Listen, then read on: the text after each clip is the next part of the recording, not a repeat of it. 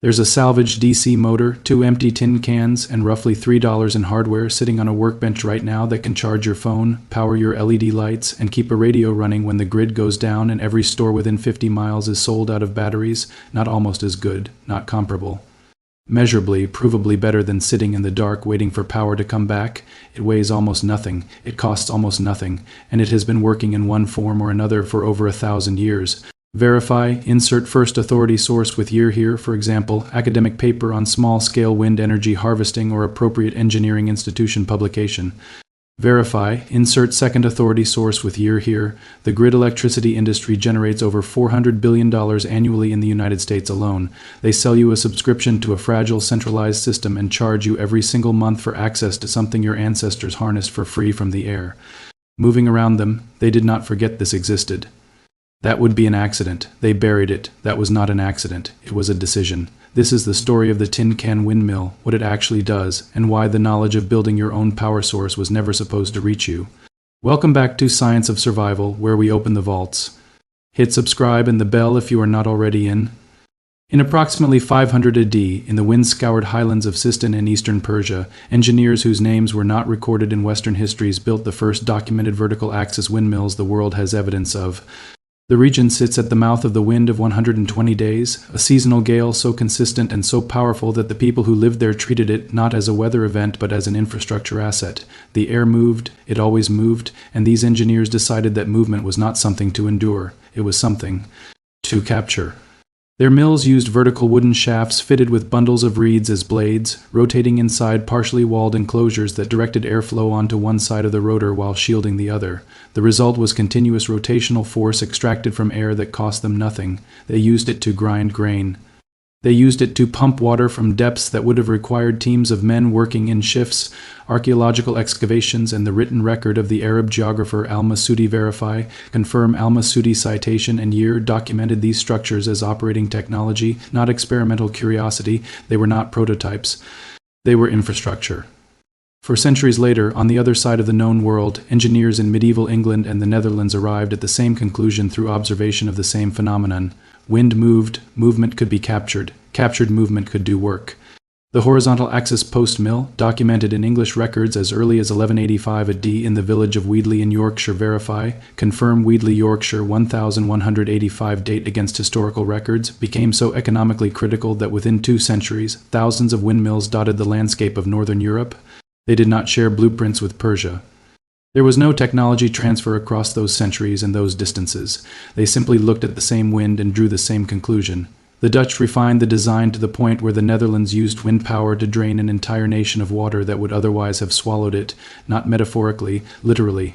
The Dutch pumped seawater and lake water out of land that became farmland, using wind captured by rotating blades connected to mechanical systems.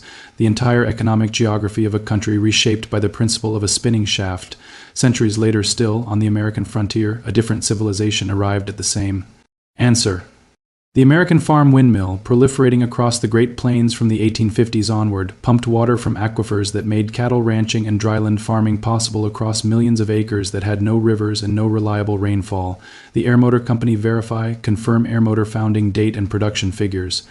Manufactured hundreds of thousands of these units. They required no fuel, they required no grid, they required wind, a shaft, and a mechanical connection to whatever work needed doing. Persia in 500 AD, England in 1185, the American plains in the 1850s, no communication between them. Same solution, that is not coincidence, that is the physics of rotating. Mass and moving air telling every civilization that paid attention exactly the same thing. What that research confirmed at the electrical level is something the physics always supported. A permanent magnet DC motor, the kind salvaged from a printer, a tape deck, a cordless screwdriver, or a toy vehicle, operates on the principle of electromagnetic induction. When the armature inside the motor is rotated by an external mechanical force, wind captured by a blade assembly, converted into shaft rotation, the magnetic field cutting across the copper windings inside the motor generates a voltage differential across its terminals. The motor becomes a generator. It does not require modification. It does not require new components. The same motor that consumed electricity to produce rotation will, when rotation is applied to it externally, produce electricity. The voltage and amperage produced depend on the rotational speed, the strength of the permanent magnets, and the number of windings in the armature. A small salvaged motor spinning at modest RPM in a sustained breeze of 15 miles per hour or above can produce enough voltage to charge a mobile phone through a simple USB boost converter circuit costing under $2. Verify, confirm specific voltage or RPM figures from a cited source if available, or replace with qualitative language if no figure exists. The commercial wind energy industry measures output in megawatts and prices turbines in the tens of thousands of dollars. The physics operating inside those turbines is identical to the physics operating inside a salvaged motor attached to tin can blades. The scale is different. The principle is not. This is the kind of knowledge that used to travel through families for generations past from person to person because it worked, not because anyone paid to promote it. That chain was broken deliberately. The question is whether it gets rebuilt. So why is this not in every emergency preparedness manual distributed? By every government agency in America? Here is what a $400 billion per year grid electricity industry looks like. Duke Energy, NextEra Energy, Pacific Gas and Electric, Dominion Energy, Southern Company, Exelon Corporation. You cannot patent wind. You cannot trademark the principle of electromagnetic induction. You cannot build a recurring billing relationship around a salvaged motor and 2 tin cans. You cannot charge installation fees for something a person builds on their workbench in an afternoon. You cannot sell a maintenance contract on a device with no consumables and no moving parts beyond a single rotating shaft. The grid model is not simply a delivery system for electricity. It is a delivery system for dependency. Every home connected to the grid is a recurring revenue unit. A household that understands how to harvest its own energy from wind, even partially, even for emergency resilience, is a household that asks harder questions about why the monthly bill exists at all. The regulatory architecture surrounding grid connection and small-scale generation in most American states verify, confirm specific net metering or interconnection regulations relevant to off-grid microgeneration creates friction that discourages exactly the kind of experimentation this project represents. None of the companies named above have broken any law. They have built a system so total, so normalized, so invisible in its architecture that most people never think to look for an alternative. That is not oversight, that is architecture, deliberate and sustained. Now here is exactly what to do with a tin can windmill. You will need the following materials: 2 standard large tin cans, the kind from canned tomatoes or coffee, 28-ounce size or larger, cost $0 if salvaged from your recycling. 1 salvaged permanent magnet DC motor, pull this from a broken printer, a tape deck, a toy car, or a cordless screwdriver. If purchasing new, small hobby DC motors are available at electronic suppliers or online marketplaces for under $3. 1 wooden dowel or short section of PVC pipe to serve as the central shaft, approximately 12 inches long and matching the diameter of your motor's output shaft, under $1. 1 USB boost converter module available online for $1 to $2. This steps up the motor's variable low voltage output to a stable 5 volts for device charging.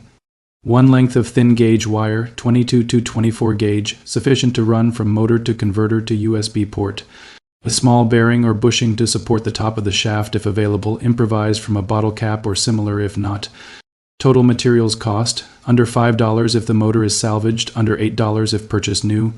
Step 1. Cut each tin can in 2 for equal vertical blade sections using tin snips or heavy scissors, cutting down from the open top to within 1 inch of the sealed base on each side, creating for attached flaps, then bend alternate flaps outward at approximately 45 degrees to catch wind. The base of the can remains intact and becomes the hub attachment point. Step 2. Mount the first can base onto the top of your shaft so that it rotates with the shaft, secure with epoxy or a tight friction fit. Then mount the second can directly below the first, offset by 45 degrees so the blade sets alternate and capture wind from both directions of rotation through the full 360 sweep. Step 3. Connect the bottom of the shaft to the output spindle of your DC motor. The shaft must rotate freely and transfer that rotation directly to the motor armature, and if the diameters do not match, use a short sleeve of heat shrink tubing or rubber tubing as a coupler and secure with a hose clamp. Step 4. Mount the motor housing to a fixed post, fence rail, roof edge, or elevated platform using a bracket or hose clamp so that the blade assembly above it is exposed to open airflow and the motor body does not rotate. Step 5. Connect the motor's output wires to the input terminals of the USB boost converter. Connect a USB port to the output terminals of the converter, then plug in a charging cable. Watch for the LED indicator on the USB boost converter to illuminate when wind is present. That is the process working. That light means voltage is crossing the converter threshold and your device will charge when connected. If you see no results after 10 minutes of sustained wind, check 3 things. First, confirm your motor is a permanent magnet type and not a brushless or a C induction motor. Only permanent magnet DC motors generate voltage when spun externally. Second, confirm the shaft coupling is transferring rotation to the motor spindle without slipping. Third, confirm your boost converter input voltage rating matches the motor's output range, typically 1.5 to 12 volts input for standard modules. For maximum safety, do not attempt to connect this device directly to any mains powered appliance or home. Wiring the output is low voltage DC suitable for USB device charging only. Keep all connections insulated with electrical tape, and keep the device away from rain unless all electrical components are fully weatherproofed in a sealed enclosure. Under $5 in materials versus an average American monthly electricity bill of $137 every single month for the rest of your life. Read that again. Persian engineers captured wind in 500 AD and ground grain for free.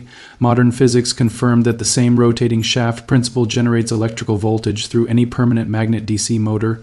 A $400 billion industry built its entire recurring revenue model on making sure that connection never occurred. To you, now it has. This knowledge did not disappear. Someone made sure it stayed buried. What else do you think got buried the same way? Drop it in the comments. If this video opened something for you, subscribe now. The next vault opens soon. What is inside is even heavier than this.